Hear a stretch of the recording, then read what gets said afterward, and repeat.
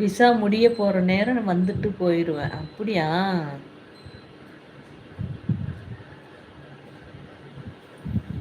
சரி, என்னமோ இன்னும் 2, 3 வருஷம் விட்டு பாடுபட்டு அதுக்கப்புறம் நம்ம ஊர் பக்கமே வந்து சேருங்களா? போவாத சரியா?